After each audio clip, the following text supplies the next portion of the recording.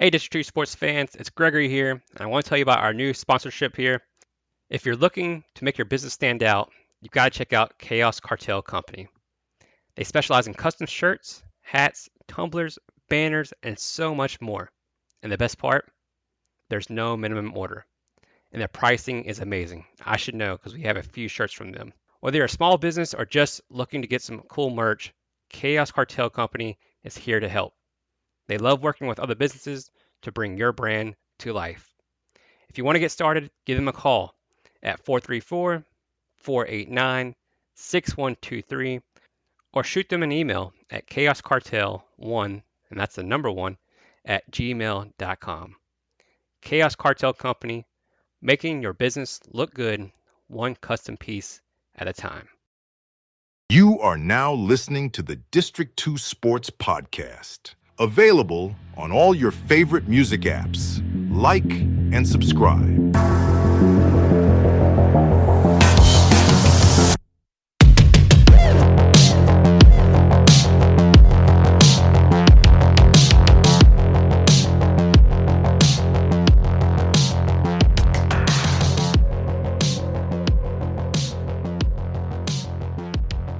All right, so District 2 Sports Podcast. We're back with another exciting episode here. This time we're in the state of West Virginia. So we're here with Concord University Mountain Lions head men's basketball coach, Todd May, who just finished his ninth season. Coach, how are you doing today? Good. Yourself? Good, good. Thank you for coming on. I know you have a lot going on with the off season, getting ready for next year, but we do appreciate it. Kind of what we were just talking about. I want to start with kind of some questions first about this year. I mean, you go 17-11, 13-7 in the conference. How do you feel about this year for this team? Yeah, overall, having a few weeks to kind of look back at things, I thought overall it was a very good season for us. We had some injuries down the stretch that didn't quite allow us to reach our full potential as a team and as a program. But I think overall, when you factor those things in, to go 17-11, make it to the semis of the Mountain East tournament, and being in the talks and the contention for the NCAA tournament late in the season, I think when we have a few more weeks and years to kind of look back on it, that we'll definitely think this was definitely a productive year for us. Well, Coach, I mean, like you mentioned, you go 17-11, 13-7 in the conference, but I think I saw where you played three NCAA tournament teams this year. I mean, you played a decent schedule there. I mean, pretty tough schedule to go 17-11. So if you could talk about those tournament teams and kind of playing against them and kind of playing pretty well against them as well. Yeah, we always try to schedule to the max here and make sure that we play a competitive schedule year in and year out to give us the opportunity to try to be in contention for the NCAA tournament. So, this year we didn't have our conference challenge early on. We were supposed to go up to IUP and play them, and two of the teams that were in it. Unfortunately, Notre Dame College shut down. Was going to be one of the teams, and then Mercyhurst went Division I. So we tried to scramble late to get a conference challenge, but it didn't work out. So we're a little bit late in starting our season there, where everybody else got that Friday, Saturday. We didn't start till the next Wednesday. But very, very competitive schedule. Like I said, we played and beat three NCAA tournament teams in West Liberty, Fairmont State, and Bluefield State. Each of those games was a little bit different.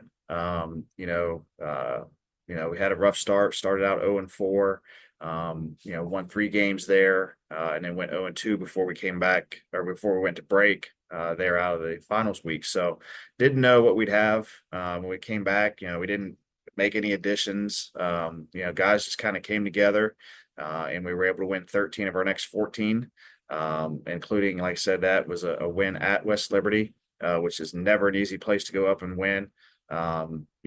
Played a really, really good game that night, and we're able to find a way. Then another one there at Fairmont State. We had played them close here the first time right before we went on break for the semester. Lost by one, had to lead late, and they made a couple free throws down the stretch. So we knew that we could compete with them, but we went up there and again played really, really well. It was kind of a bittersweet win because we won the game, but we lost one of our seniors, Maury Smith, ended up tearing his ACL that night. So it was a good win, but at the same time, it was kind of bittersweet because we knew we lost one of our leaders and one of our important guys. And then Bluefield State, it's a huge rivalry down here in Mercer County. They used to be part of the Weeviac back when we were in the Weeviac as well. So it's a game that we play home and home every single year. We played them over at their place the first time around in early November there. We weren't 100%. One of our other seniors got hurt. And then Corey Boston, our senior point guard, didn't play in that game. He was coming off an injury right before it. So, we played really well here at home in a great environment, and we're able to get that win. So, like I said, we knew, going through that stretch and winning some of those games on the road, and like I said, the home game here against Bluefield State, that like I said, we would be in contention and talk for the NCAA tournament there late. And like I said, we just had some key injuries at some bad times that didn't allow us to get there. Well, Coach, I have some more questions on this year and some more stats here in a little bit, but I want to get back to kind of how you started your career into basketball or getting into coaching. And looking at your career, I think it's pretty unique actually compared to most coaches I've talked to. I know you're a Circleville, Ohio native. You went to Yep. Ohio University, but you kind of did some undergrad coaching, I think locally there around Ohio University, and was a student manager after that too. Kind of talk about that process and how did you get into coaching at such a young age? Yeah, I mean, I played high school basketball. Played for a great coach and Tom Hammond up at Circleville, and I didn't play much in high school, to be honest with you. I was on the team, but just didn't. We had better guys that were ahead of me, and there are a lot of my buddies still to this day. But I went to Ohio University, and I got enrolled in a class. Larry Hunter was the head men's basketball coach at OU, and he did a coaching of basketball class.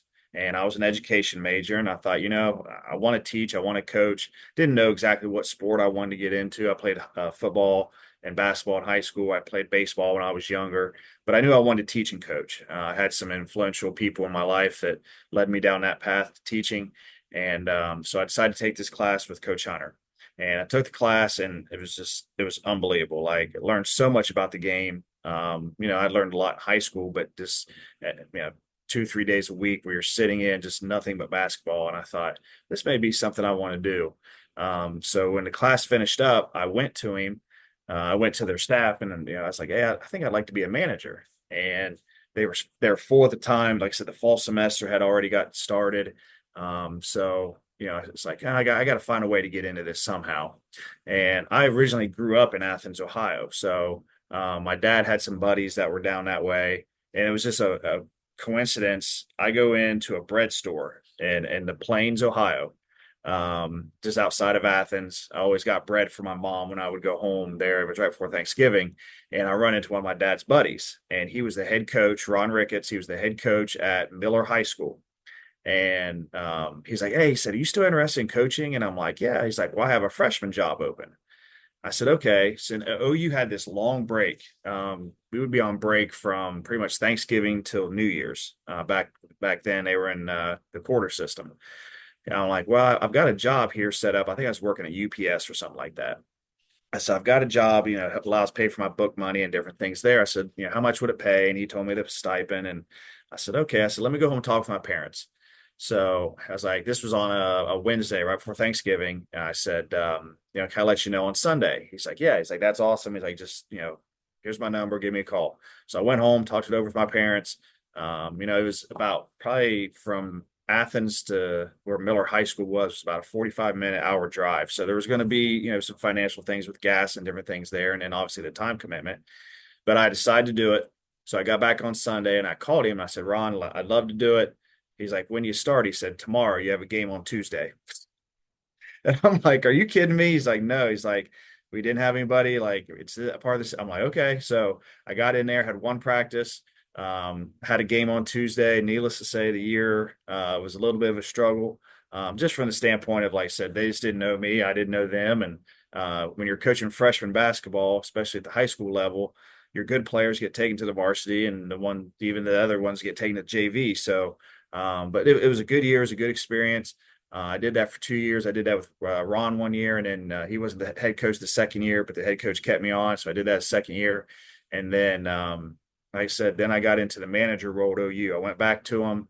Um, buddy that was on the team, Dustin Ford, is now the associate head coach at Akron. We just always kind of lived in the same buildings, a couple of places in dorms, a couple of apartments. So I was always running into him. I was always talking with him. We just got talking basketball one day, and I was like, "Yeah, I tried to get on as a manager a couple of years ago." He's like, "Well, I think we have a spot."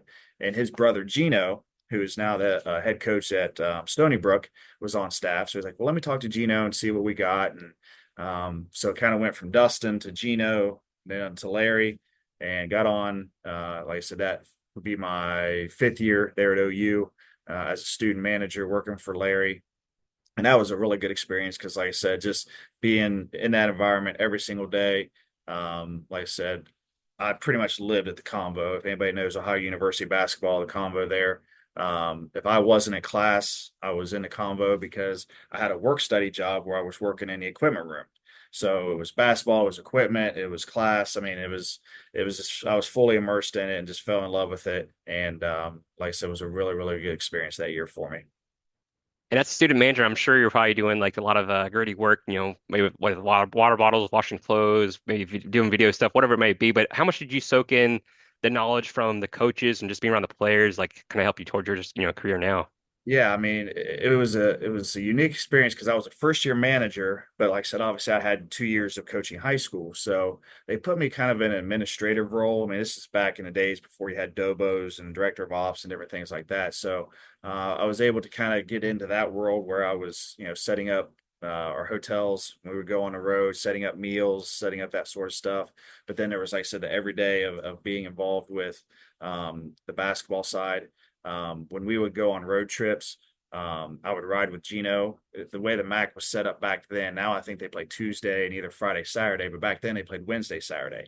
So we would always travel on either a Tuesday or a Friday, which in Ohio, that's game nights. So we would go, if we were headed to, Miami of Ohio, we would head over on a Tuesday night, watch a game in Cincinnati, and then head to the hotel afterwards and be ready for the game the next day. So I got to get that part of it as well with Gino of just, being in a car for, state of Ohio there anywhere from 2 to 3 hours, and just talking basketball and learning from him.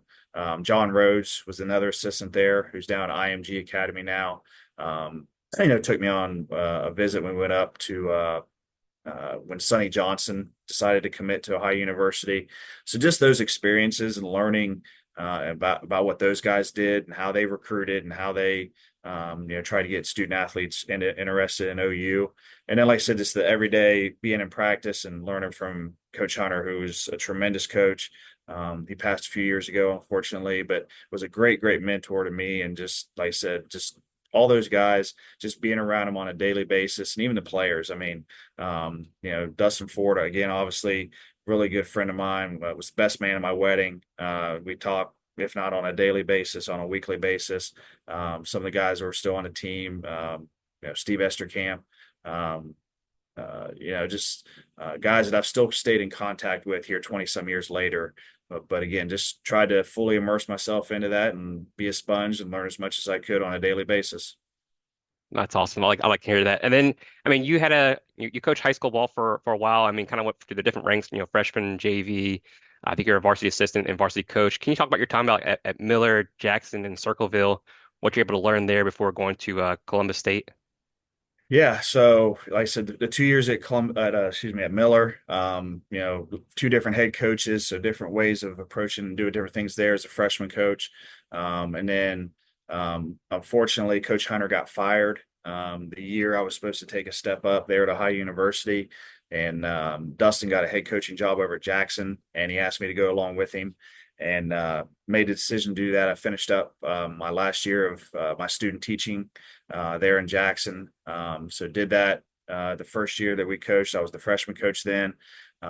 So started out there and, just again, kind of a similar situation in Miller where, the good players got bumped up to varsity, got bumped up to JV. So you're just trying to develop kids and help prepare them for, the next step, whether that be JV or varsity. And then got bumped up to the JV coach there. And we kind of ran our program, I think, at the time was a little bit different. I'm sure a lot of people do it now, but our JV was our scout team and our preparation for the varsity. So those guys got to go against varsity players every single day in preparation that, in a couple of years when they became juniors, seniors, that they would move up into that role. And then when Dustin left to go with Larry, back at Western Carolina, was able to get bumped up to the varsity position there. So just kind of worked my way up into that. Like I said, did that for a couple of years. It was a good situation, but it just I needed a change. And like I said, my mom had some health issues, and I knew it was time to get a little bit closer to home and spend some time with her. And like I said, ended up going back to Circleville. Worked for Eddie Sims, who was actually my position coach when I played football, a few years before that. So it was a good experience going back home there, had the JV team there as well. Just kind of climbing my way up the ladder. And like I said, had done the varsity thing. And, like I said, had 2 good years at Jackson, made it to a sectional final, had a heartbreaking loss to Hillsborough team in the sectional final. But again, was just ready for a change with that. And then, like I said, went back to Circleville, and Eddie decided to give up the head coaching opportunity there, and went and tried to get that, and didn't work out. And I knew, okay, if it's not going to work out, coaching at my alma mater back home, needed something, again, another change, something different. And so decided to go to Columbus State with JUCO route. And Dustin was kind of instrumental in that. He's been really helpful throughout my career there, and just putting me in the right spots and right situations. Head coach at Columbus State, and didn't know anything about junior college basketball. I just knew it was an opportunity. And like I said, got up there, and they had been to the national championship game in Division II junior college the year before. Once I kind of learned a little bit more about the situation, knew it was a good situation. Pat Carlisle was my boss there, did a phenomenal job. Like I said, was able to get on. In my first year, I was kind of a scout.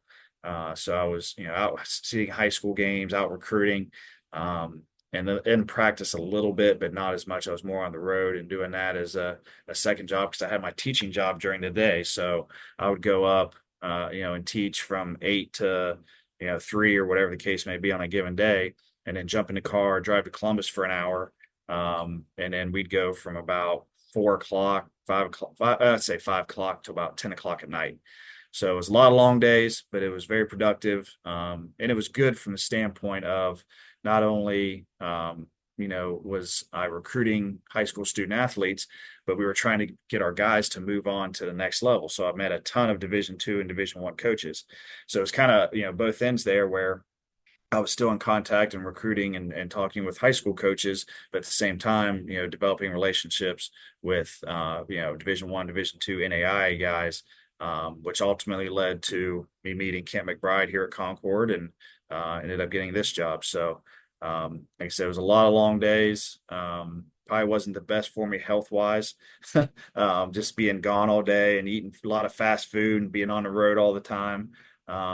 But like I said, it ended up working out, and like I said, was able to get this opportunity because of those situations.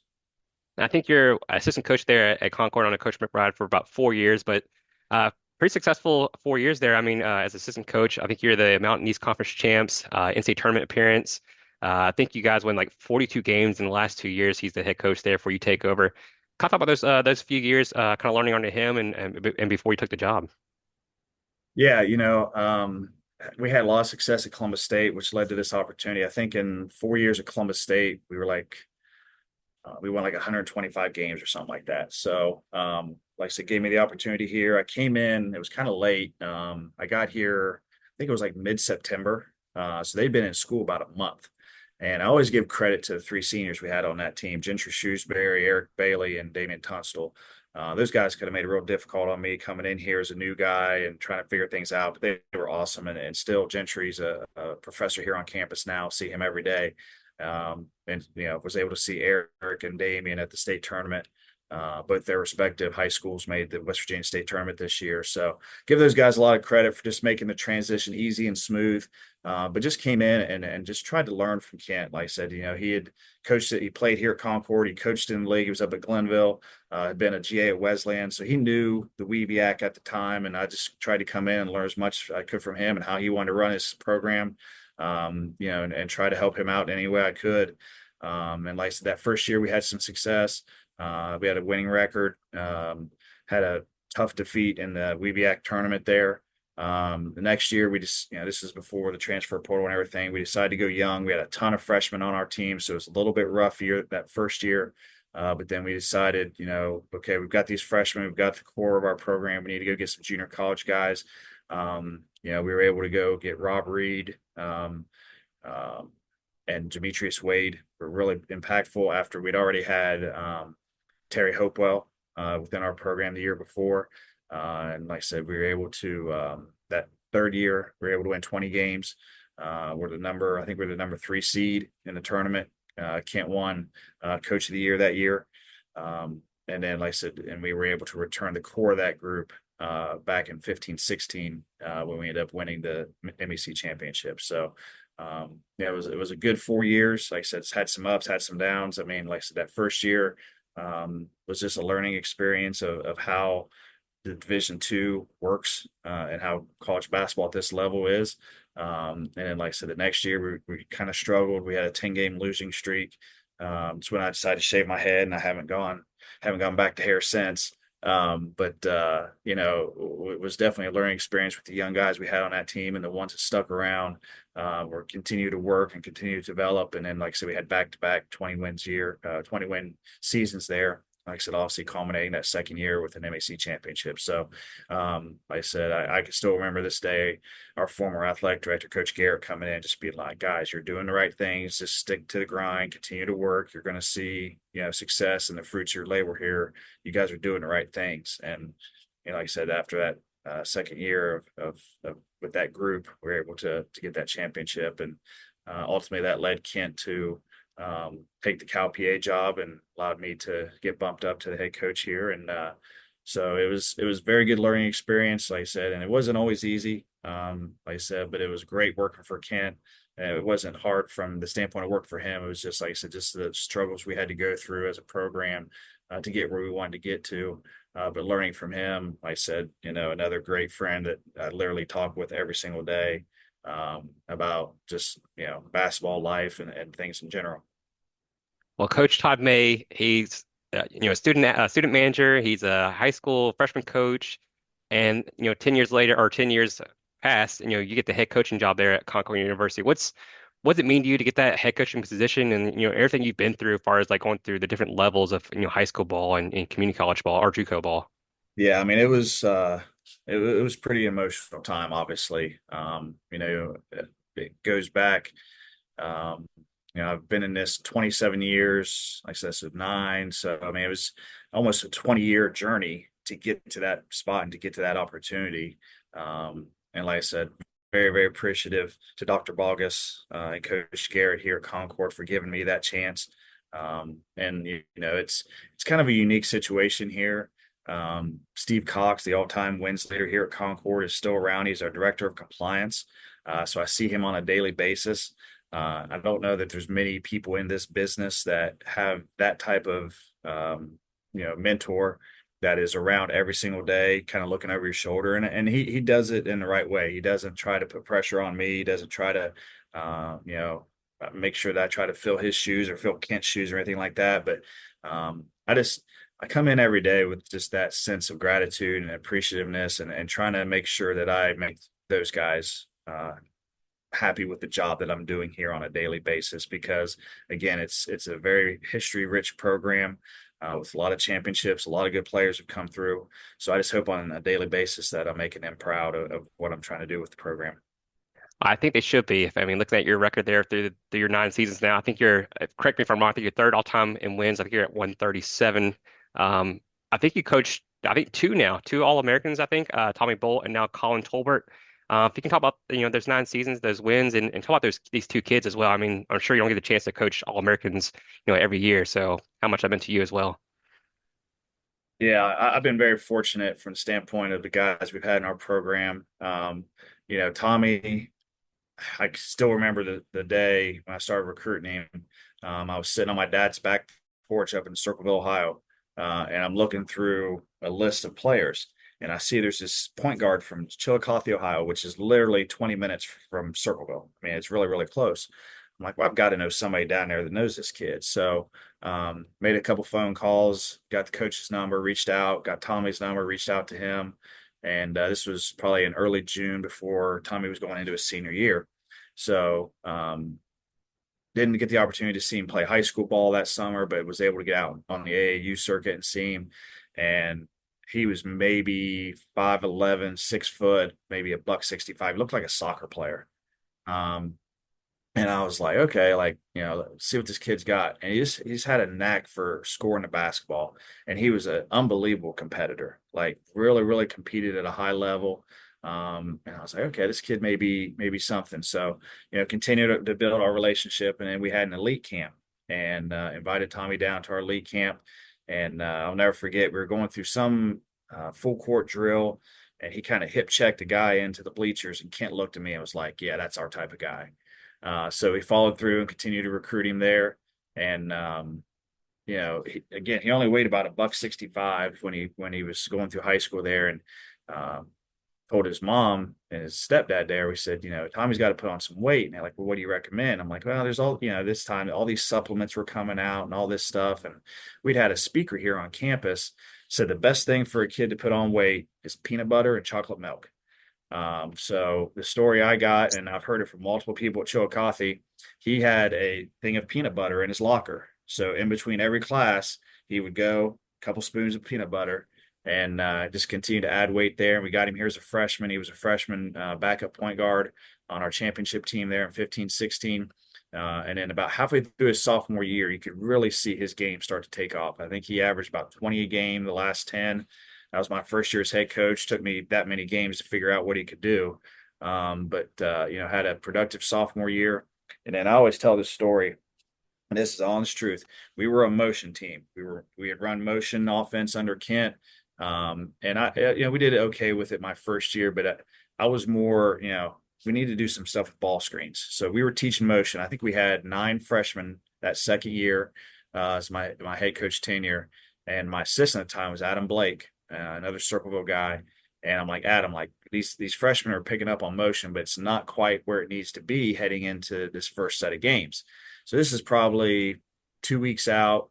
We'd gone through our scrimmages. We kind of knew where we were as a team and a program. We're like, I said, we just need to put something basic in to where, we put it in Tommy's hands and he's allowed to create for himself, create for others. And everybody sees the points that he scored and, 2,000 career points, 65 at Charleston. But he was a very, very good passer and was willing passer. Like he would distribute the basketball. I think he averaged almost 5 assists in his career. I said, we need to put some basic ball screen stuff in to where, like I said, he can get his own shot, but he can create for these other guys, put them in simpler situations as we continue to develop our motion. So we put in just, this is when James Harden was kind of doing his thing with the Rockets. So we kind of stole some stuff from there. We kind of stole some stuff from what Marshall was doing with Coach D'Antoni and their ball screen stuff. And we went down to Winston-Salem, and I think he had 42 and 43 in back-to-back games. And I looked at Adam. I said, yeah, we're not running motion anymore. We're going to stick with this ball screen stuff. And he just kind of took off from there, had a tremendous junior season where he averaged, I think, 32 points a game, was All-American there. And then, we got him a little bit more help his senior year. Like I said, I think his points per game went down a little bit to like 28 or 29. But we had more success as a team. We won 17 his junior year. We won 20 his senior year. And again, we're on the cusp of the NCAA tournament. And what's crazy with him, all his accolades and scoring, he never made player of the year in the MEC. His junior year, I think, guy named Haywood Highsmith, who's currently on the Miami Heat, won it that year. And then his senior year, there was a player up at Notre Dame College, really good post player, Will Voorhees, got it that year. So it's a shame that he never got player of the year, but he was inducted to the Hall of Fame this past year. And like I said, had obviously a very, very good career, played overseas for a couple of years. and then decided to kind of settle down and get back to normal life there. And he's um, uh, uh, working at a trucking company outside of Chillicothe as a manager up there. So, but yeah, just kind of a progressive story there of, like I said, just a kid that worked his tail off. He would come in, um, you know, be here at 6:30 in the morning, going through a workout, go to class. We'd have practice, and then he'd be back in the gym here in the evening as well. So just put a lot of time and effort into his game and developed, and went from that 165-pound scrawny kid by the end of his career. I think he was about a buck 85, buck 90, and just nobody could guard him. I mean, he was just a chiseled, explosive, athletic guard that, like I said, he could hit threes, but his thing was going to the basket, and there wasn't many people that could stay in front of him. But Ohio, obviously, with my roots there, has been very, very productive from that standpoint. It kind of started back with Mike Boyd before Tommy, and then we had Tommy, and then we had Ethan Heller, was another guard that we had, was 1,000-point scorer here. Matt Weir, Division I transfer, Division II transfer that we got, and then Colin. I mean, all those guys are from Ohio, have had very, very good careers here. And like I said, Colin came in as a freshman, was a backup to Ethan there early in his career. Had only played 10 games as a freshman. And then, his sophomore year, he kind of took off, had a very productive year, was first team all conference. And, we met after last season, we talked with him that, okay, first team all conference, good accolades. Like I said, we had a good year last year. We went 22-8, made the NCAA tournament. I said, we need to continue to take steps as a program, but you individually, like first team all conference, what's your goals for next year? He's like, well, I want to be player of the year. So, okay, like it's going to take a ton of work. I put a lot of time and effort in, and he did that. And like I said, had a very, very productive year here, up to scoring average. I think he was like 14 or 15 a game last year to 21 this year, and was recognized as the MEC player of the year. It was just a shame that his season got cut a little bit short there with the injury to West Liberty here at home down the stretch. And again, didn't get to play in the tournament, didn't get to finish after that game. So, but again, another really, really good player from the state of Ohio that just put a lot of time and effort in, worked his tail off to put himself in the best situation for the team and the program and himself.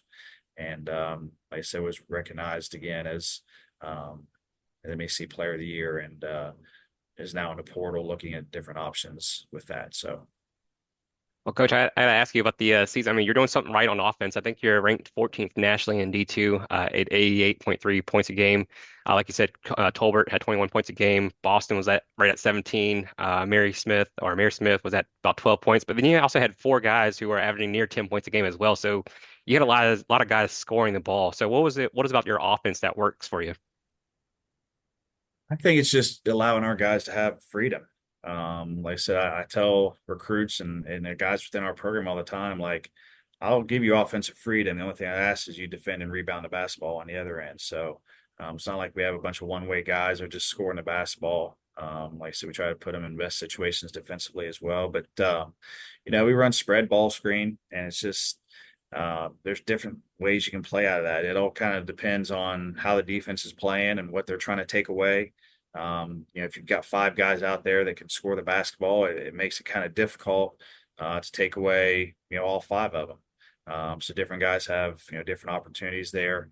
And like I said, this year was probably one of the best offensive teams I've had. It took us a while to get where we need to get to defensively.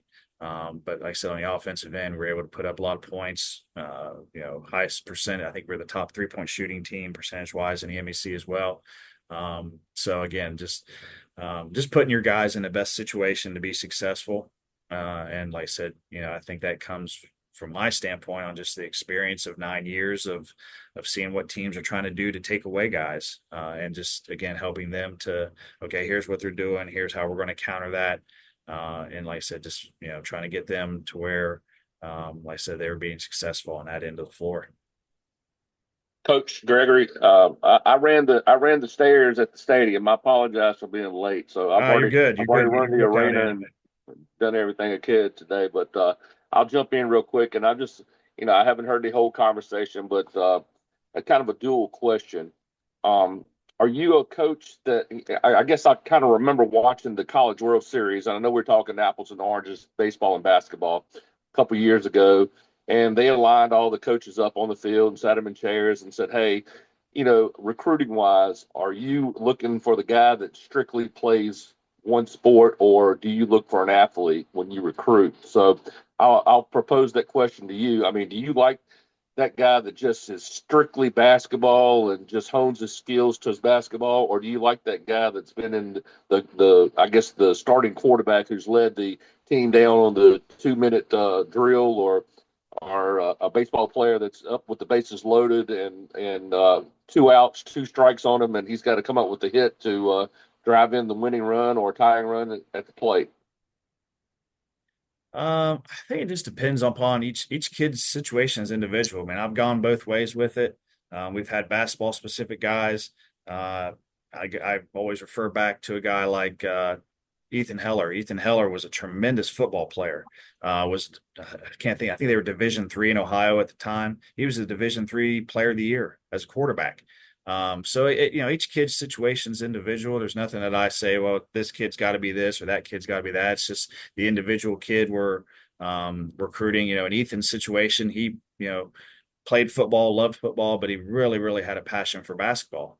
And we had a conversation as I was recruiting him, and I said, he's like, "Coach, I think I'm going to give up football." I'm like, "You're really, really good at it. Like, don't you're going to have an opportunity to play college basketball. If that's what you want to do. You have an opportunity here. Don't, forsake playing, high school football." I mean, in my situation, I love the game of basketball. It's been very, very good to me. Obviously, I've been fortunate enough to coach for the last 27 years, but I still remember back to those Friday nights playing under the lights as a high school kid, and playing high school football and the memories I have from that. And that's why I told him, I said, those memories you can't replace. If that's what you want to do, if you just want to focus on basketball, I get it. But make the most of the opportunities you have.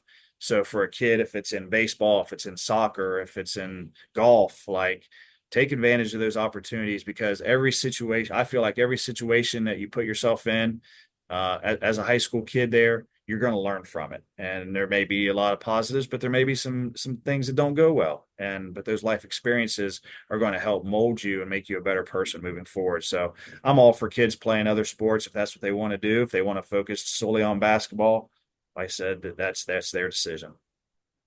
I heard a bit of your and Gregory's conversation a few minutes ago about style of play. I've been hiding something from the two boys. I've got a third son that's 6'9", and he just finished the basketball season. He's a senior, and he is averaging 23 points a game and 12 rebounds a game. And I'm just trying to find out what would sell. What can you sell him on Concord with? Yeah, I mean, we're going to play an up-tempo style. We're going to get up and down the floor. Some people will say, obviously, it's a guard system, but our bigs can be utilized as well. Like I said, we want to try to score the basketball, in the first 6 to 8 seconds, getting it up the floor, whether that's again a transition three, or again throwing it inside to our big men. We've had big men that have had success here. We had Terry Hopewell, was on our championship team in 2016, was able to go overseas and play over in Spain and France. We had Simon Kovac, who averaged a double-double here before he decided to go the professional route. And then we had, Renee Diop and Bo Gigo this past year. Renee was Defensive Player of the Year. But again, we played through him and gave him touches in there, and along with Bo as well. So that's the thing I think about my offense, that can be multifaceted. Like I said, that our guards were our two leading scorers this year, but we can play a multitude of ways by throwing it inside and playing off of those guys and allowing them to score as well. If you're a recruit, I mean, you see 88.3 points a game. I think you got to be happy about that. But a conversation we've been having with Coach Allen there at Emory and Henry and Coach Mellinger at UVA Wise on the D2 level is that I'm sure you haven't gone through this year as well. Is that as soon as the season's over, you basically have to re-recruit your whole team. It seems like a lot of the time. I know you have a good core there with Gilbert, Saley, Rickards, and Diop for next year, but how much are you having to recruit those guys again to come back for next year, and how do you attack the transfer portal as well for some of the seniors you've lost? Yeah, it's the nature of college basketball right now that like I said, you have some success and some of your more talented guys want to try to take the step up to the next level there. And um, yeah, we've lost I think we've got 6 guys in the portal now. So like I said, we've got a good core coming back, but we do have some pieces to fill. So we've just, kind of dove into that. We're still recruiting high school kids as well. We've kind of gone. I take a little bit different approach. I don't, know what every team and every program does, but we're recruiting our high school guys all throughout the summer and fall there, and then once we get to January, we'll kind of reach out to some junior college guys and see where some of those guys' grades are that, and just kind of, I've been fortunate enough to, obviously coached in that realm for 4 years. So I know a lot of the guys up in Ohio and up in Michigan, and just connections that we've made throughout the years that I've been here. But once we get to January, kind of dive into the pool of junior college prospects. And then obviously once the portal opens, you're full into that. So just still recruiting all three facets of it and just trying to find a guy that's the best fit for Concord. Like I said, there's a ton of guys out there and there's different levels. Like I said, obviously guys from Division I, guys from Division II, but there's still value in those guys at the junior college and high school level that can help our program there. So, like I said, just trying to, with the guys that are in the portal from my program, just trying to help them out any way I can. If they think that there's a better situation out there for them, to try to help them find that. But at the same time, trying to find guys that we can bring in that, are going to help benefit us. And I think my days from junior college benefit in that a little bit because, we were having to replace a lot of guys in a year's time. Like I said, the junior college level, back when I did it in 08 to 12, a little bit different than it is now, to where guys can, go after a year, but, you're always having to fill those spots. I think when I was at Columbus State, we had like 15 scholarships. So we're having to at least fill 10 to 12 of those every single year. So very similar to what's going on now with the portal and that situation. So hopefully I can, I think personally that experience has benefited me with having that experience of what we had to do back in the day at Columbus State. And Coach, Coach, what is the okay. solution to the transfer portal? I mean, I noticed the other day, or heard numbers the other day, that on day one of last year of the transfer portal, there was 290 kids in the portal. Day one of the transfer portal this year, over 770 kids in the portal. What's the solution to this? I mean, is it all about money? I mean, with me being 57 and going through, the years of Jordan and Ewing, and Barkley having to stay at least 3 years in college and then coming out and playing the NBA, I felt like that it made the NBA such a better product. And I know that there's a lot more athleticism going on nowadays in that game. But what is the solution to this monster that is the transfer portal? You're asking the wrong Or guy can on you that speak deal. on I'm it? not. I mean, it's a tough. I, I think there are some benefits to the portal.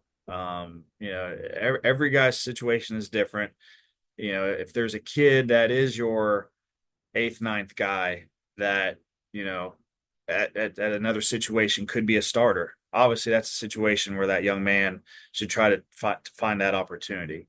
But for every kid that you have like that, there's 2 to 3 that I think jump in there without a plan, without an idea, without any guidance as to where they want to go and what they want to do, and that makes it tough. I mean, um, you know, every kid's situation different. You have like I said, you have the kids that are the ninth, 10th man that want to have a bigger role and a bigger opportunity at a different school. I get that. You have, now with the day, the time and period that we're in with name, image, and likeness, guys that can go from D2 to D1 and make their financial situation better than it may have been at the current spot. But you have some guys also that I think just jump in because they like seeing their name on social media and they like the likes they get on Instagram and Twitter when they post that they're going in a portal. Those are few and far in between, but I think there are some that are in that just for that reason as well. Um, so what's the solution? I don't know. I think there needs to be some more guardrails as far as, you know, guys going in and opportunities and different things there. But, you know, at the end of the day, every kid has the opportunity and needs the situation to where they feel they're in their best situation and things are getting done for them the best way. And I don't know if that's going to change with a current state and making sure those guys have those opportunities. Has the NCAA really lost control of this situation?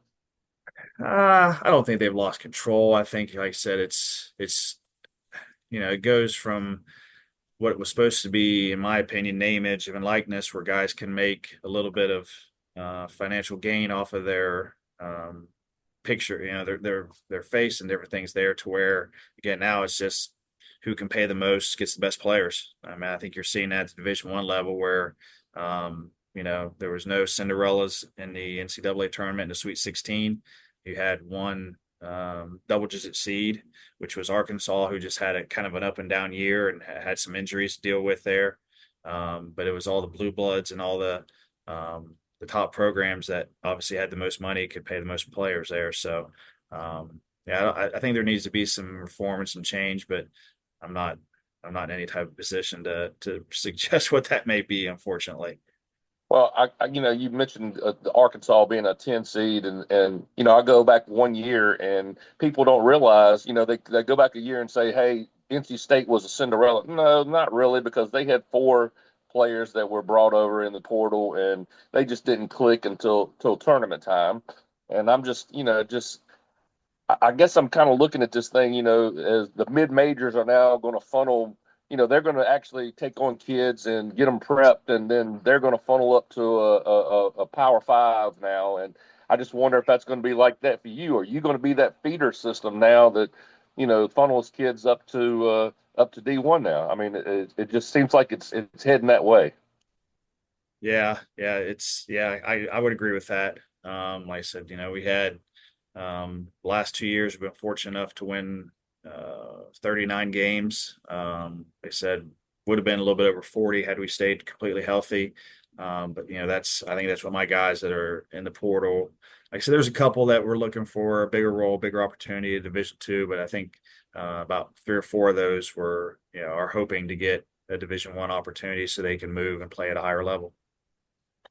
And I hate to, and I'm sorry, I hate to harp on that stuff because I just miss those days when you know, your team, whoever's team you pull for, you know, you at least got to see the name on the back of the jersey for 2 or 3 years, you know, and you know they were actually your team, and you didn't have to get used to another group coming in every year, and or it's just a lot to handle for everybody, including the fans. I mean, you know, the fans are a Yeah. major part of this industry too. So, but anyway, I'll get off of that subject now.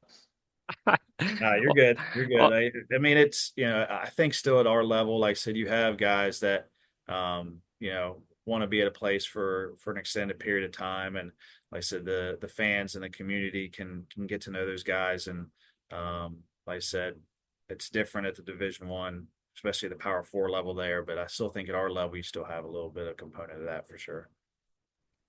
Coach, I'll kind of lighten it up a little bit. You know, one really neat thing I saw on the website, look at the coaches. You probably know what I'm getting to here. On the support staff, there's 5 names listed, and they say Special Olympic athletes. If you can Yeah. shed more light on that and what that's all about as well.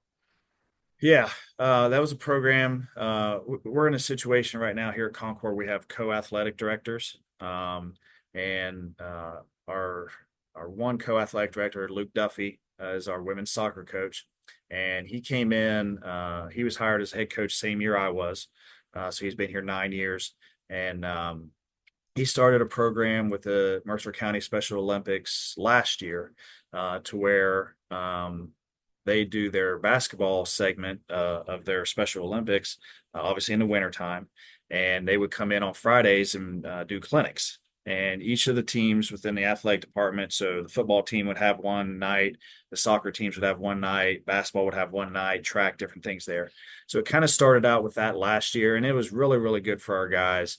Like I said, just to see those kids, to see the joy on their faces when you spend an hour and a half, 2 hours with them and teach them and kind of the guys give their knowledge of the game of basketball and helping those kids to develop their skills. And so that started out last year, and then it progressed to this year where we had a signing day here in the fall. So some of those kids that were within that program decided what program that they wanted to sign with. So we did that before one of the football games. I believe it was back in September. And like I said, then those kids just decided who they wanted to go with, and they were able to come in and like I said, spend the morning there. We did the signings. I think we had, like I said, I think we had 5 that signed with our program. And then we went over to the main, that was in our secondary gym. They went over to our main gym and did just a little bit more, just different type of skills. They wasn't basketball specific, but just athletic skills, relay races, different things there. So it's been a good partnership, and I got to give Coach Duffy a lot of credit for that because like he was the one that kind of organized all that and set things up. And like I said, I'm sure he has some more things to move forward with that, but that's kind of where it came from. Where it started was with the last couple of years of doing those clinics for Special Olympics and different things, and like I said, then progressed to the signing this year. And then, like I said, it's been really really beneficial, and I know our guys are appreciative because those kids would come to the games and try to be around our program as much as they could outside of, like I said, when we would see them at the clinics and different things there on Friday afternoons. Well, that's awesome. That's a good story. Well, Coach, I know you get to get back to doing some recruiting, doing some stuff, right? Get ready for next year for that team. But I think your story is a great story of just perseverance, kind of like working your way up through the system and getting to that head coaching position. So we do thank you for your time, and congratulations on 9 seasons there at Concord, and we look forward to your 10th Thank you. season. Thanks, Yeah, Coach. I appreciate it. Like it's been a unique journey. It's been a great journey, and like I said, there's been a lot of ups and downs, and that's life. I mean, that's how things go, and that's how things operate. And like I said, hopefully I can take some of the lessons I've learned and partake those and give those to the kids that are underneath me there. And like I said, hopefully their journey doesn't have as many bumps in the road. But if it does, hopefully I can prepare them for that and how to deal with it and how to learn from it. But again, I appreciate you guys having me on. Appreciate the time today. And like I said, Concord has been very, very good to me, and I'm appreciative to be in this situation. And thank you guys for that. Thanks, Coach. Thank We you, appreciate Coach. it. All right, take care.